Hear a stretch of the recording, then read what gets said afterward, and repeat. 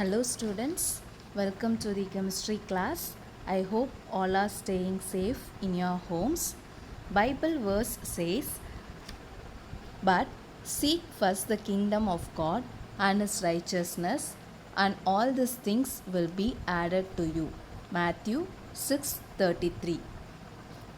7th Standard ICSE Chapter 3 Atoms, Molecules and Radicals. Subject Chemistry.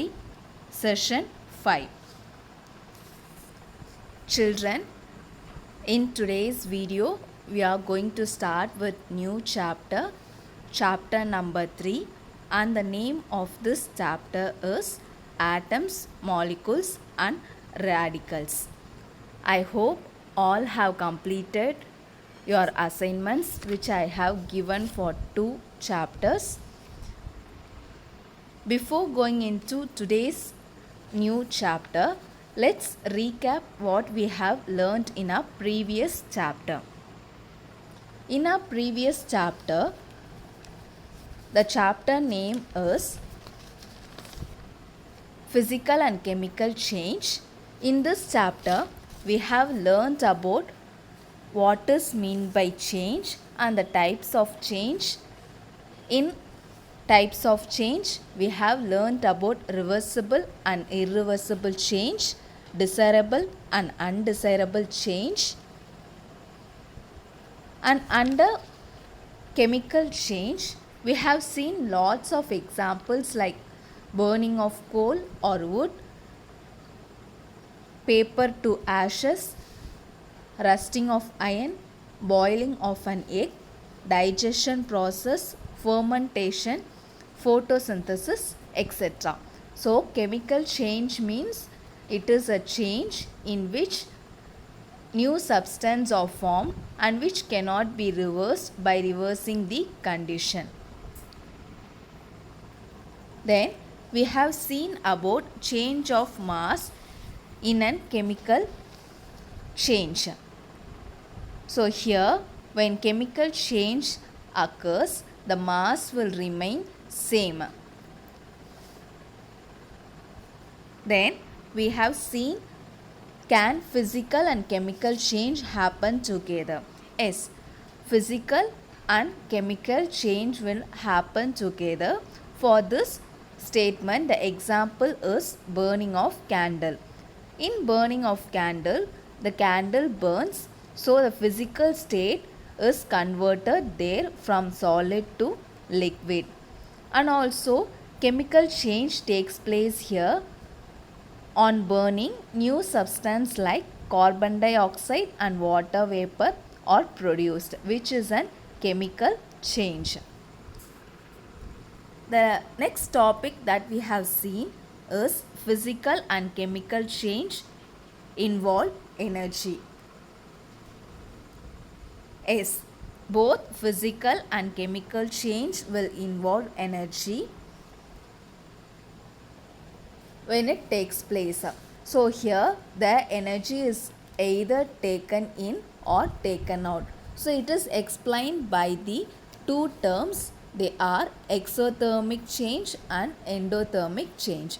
So exothermic change means heat will be evolved, and in endothermic change the heat will be observed. Then we have seen examples of energy change in physical change and also in chemical change. Today we are going to start new chapter number 3. I have already told you the name of this chapter. I will repeat once again. The name of this chapter is Atoms, Molecules and Radicals. Before going into this chapter, we all know that everything that we see around us is made of matter, is also said to be matter. So here in this picture you can see few examples for matter. Everything that you see in this picture is said to be an matter. For example, this person is said to be matter. His glasses that he wears is also an matter. Butterfly, computer, coffee, desk, chair, cat, sun, cloud, and even this plant is also said to be an matter. So, this matter is made up of tiny particles of molecule. They are called as atoms. So, the tiny particle of atoms, that is matter, is the building block of atoms. So, many atoms will combine together and they form molecules and radicals. So, we will learn about these molecules, atoms and radicals in this chapter. So, here you can see what is meant by atom and molecule. Here you can see small balls, right? All these balls are said to be atoms. You have to imagine this balls as an atom. So, here you can see there are 4 atoms present here. When we say of molecule, then you can see that atoms are combined together as a single compound. So, it is said to be an molecule. So, molecule means 2 or more atoms combined together and it forms molecule. In today's video session, we will be learning about atoms and molecules. Molecules are represented by formula, variable valency, formula of the molecules of elements. First, let us see what is atom. We all know that in our lower classes itself we have learned that atom is a very tiny particle.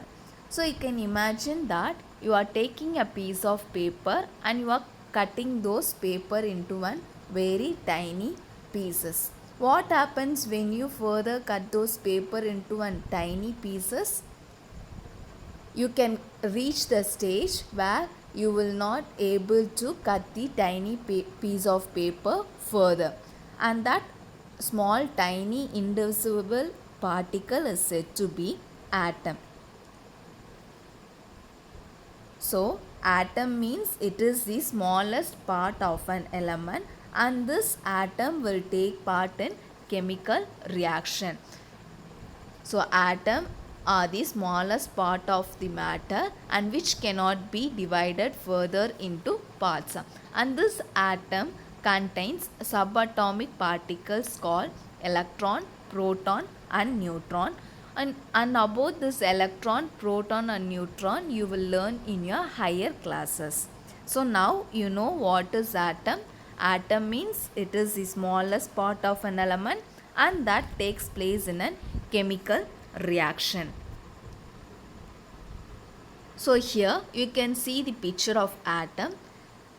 This is how the atom looks. So, at the center of atom you will have nucleus and around nucleus there will be shells, or we can call it as orbits.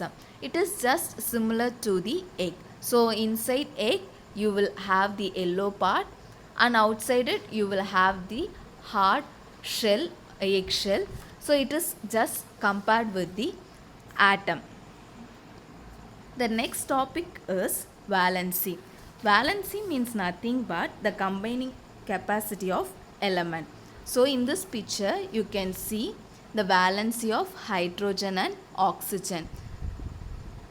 For hydrogen there will be only one electron present in it, and for oxygen you can see there are 8 electrons. So, 2 electrons are present in first shell and 6 electrons will be present in the outermost shell, and this outermost shell is also called as valence shell. So, for hydrogen the valency is 1 as 1 electron is present in the outermost shell. So, valency means the combining capacity of element.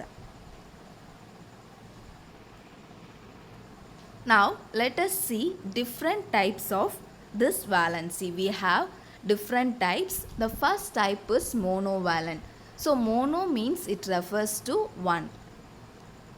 So, let us see few examples for monovalent elements. they are hydrogen. Hydrogen has the valency 1. Fluorine, it also has valency 1. Chlorine, bromine, iodine, sodium, potassium. So all these elements has one valency. Next one is divalent. Divalent means it refers to 2. So for oxygen, sulfur, magnesium and calcium and zinc, the valency is 2. Next type is trivalent. For trivalent means it refers to number 3.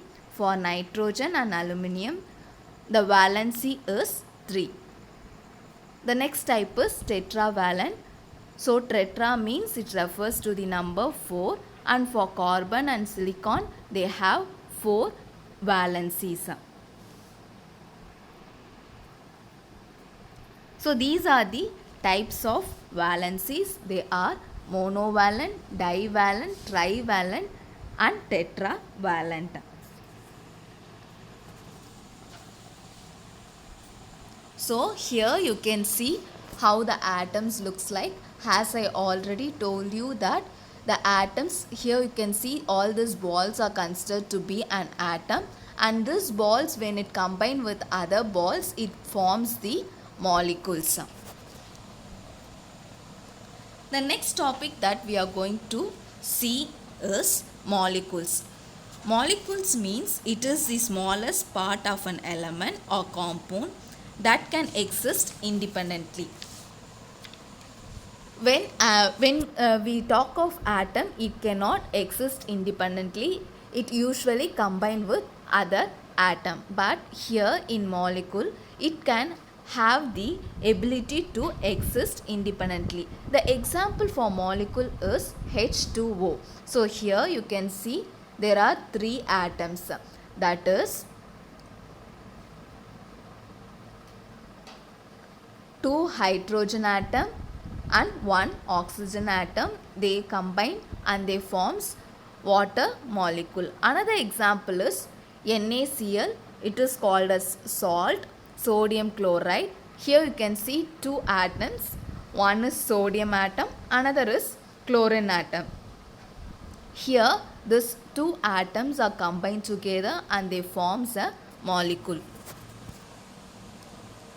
So here you can see the formula for water is H2O. So here 1 oxygen atom and 2 hydrogen atom are combined and they form water molecule. There are some more molecules which has only 1 atom, but they are also considered to be molecule. For example, helium, neon, argon, krypton, xenon and radon. So these are group 18 elements in periodic table. They are also called as noble gases because they are not highly reactive and they can exist independently because they have the completely filled electrons in its valence shell, and also they are very stable elements. So they can exist independently. Next, let us see how these molecules are represented. They are usually represented by formula. The number of atoms contained in a molecule of an element or a compound is called its atomicity. So atomicity means in an molecule how many atoms are there. It is said to be atomicity. If we take an example of water, you can see there are 2 hydrogen atom and 1 oxygen atom. So it is said to be atomicity of water.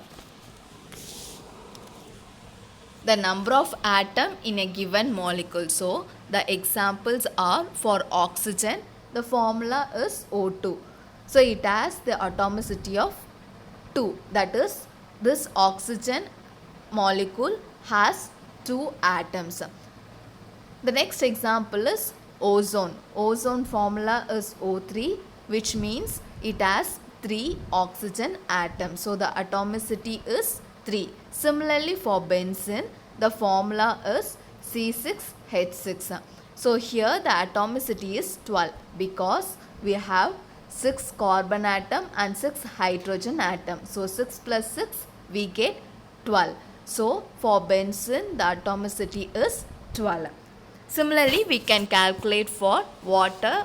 For water we have 2 hydrogen and 1 oxygen. So the atomicity of water is 3. Next, let us see the different types of atomicity. They are monoatomic, which means it has only one atom in it. Second type is diatomic where it has 2 atoms in it, and in triatomic it has 3 atoms in it. And in polyatomic, which has more than 3 atoms, then it is said to be polyatomic. So here you can see few examples for monoatomic, diatomic, triatomic, tetraatomic and polyatomic element.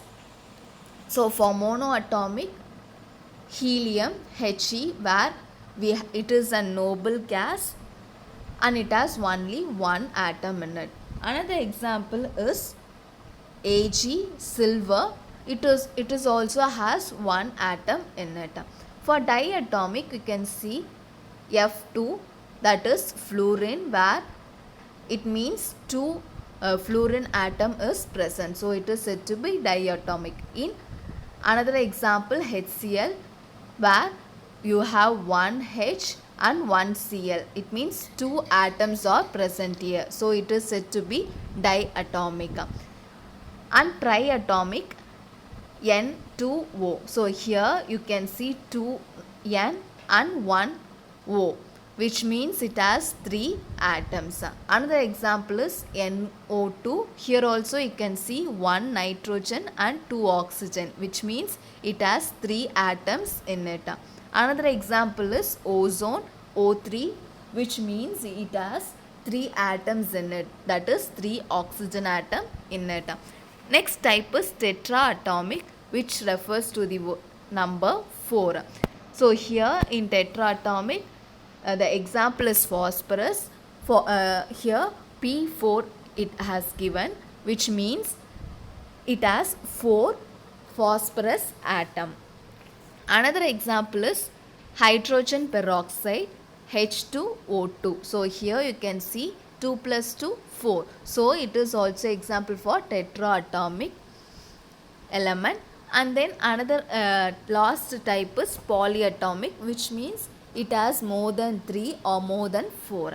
So example is C2H6. So here 6 plus 2, 8 atoms are present. And another example is methane, CH4. So here 5 atom is present. So it is said to be polyatomic. Next, let us see formula of compound. How we have to write this compound. So compound is formed by 2 elements called binary compound. So here you can see the 2 elements, and then we have to just put the valence electron in their subscript. We have already seen that different elements have different valencies. For example, you can see how we can write the formula for each element according to their valency. For sodium chloride, both has one valency, so NaCl we have written as it is. And for magnesium chloride, for magnesium it is 2 and chloride it is 1. So we have to write Mg, and near chlorine we have to put the number, that is the valency of magnesium. We have to just inverse the valencies. Let us see another example, ammonium chloride. So ammonium has 3 valencies, so we have to write it near chlorine, and chlorine has one valency, so we have to write 1 near ammonium. Another example is sodium oxide. So sodium has one valency and oxygen has two valency. So near sodium we have to write 2 and near oxygen we have to write 1. Another example is magnesium oxide. So magnesium has two valency and oxygen has one valency. So here also you have to write near Mg2 and near oxygen 2. So both the 2 and 2 get cancelled and we will have 1. So no, if it is 1 we no need to mention it there. Okay. Next is calcium oxide. Here also calcium has two valency and oxygen has two valency. So both the 2 will get cancelled and it forms the formula CaO. So another example, magnesium nitrate, where magnesium valency is 2 and nitrogen valency is 3. So when we write it in formula form, we have to put that nitrogen 3 near magnesium and magnesium 2 near nitrogen. So the formula will be Mg3N2. And also now let us see, these elements will have various valencies, that is variable valencies. For each element some element will exhibit 2 or more valencies. For example, copper, it has 2 valencies, they are 1 and 2. For mercury 1 and 2, silver 1 and 2, and for gold 1 and 3 valencies. For tin 2 and 4, and for manganese 2 and 4. For platinum it is 2 and 4, and for iron it is 2, 3. For sulfur 2, 3, 4. For lead 2, 4. For phosphorus 3, 5. So these are the different valencies for element. Same element, it has different valencies. The last topic we are going to see is formula of the molecule of element. Valency of an atom can be satisfied by an atom of the same element also. For example, hydrogen, where it has 2 valencies, 2 atoms, and its valency is 1. So the formula is H2. Similarly, chlorine Cl2, for ozone O3. So here you can see the few valency for elements. For chlorine it is 1, and for oxygen 2, and for nitrogen 3, and for carbon it is 4. And for noble gases like helium, neon, argon, krypton, xenon, radon, the valency will be 0 because it will either gain or lose electron. It will not neither gain or lose electron because it has the stable electronic configuration. So it has the 0 valency. Children, in today's class we have seen what is atoms and molecule. Atom means it is the smallest part of an element that take part in chemical reaction, and molecule means a molecule is the smallest part of an element or compound that can exist independently. Then we have seen how molecules are represented. They are represented by formula, and then we have seen variable valencies, that is single element will have different valencies. At last we have seen formula of molecule of element. Children, I hope you all understood today's video session. The assignment for this video session is you have to learn the following questions. Explain formula of element and compound with example. Define atom. State molecules. List down the types of valencies. Children, you have to learn all these questions. Meet you all in the next video. Thank you, children.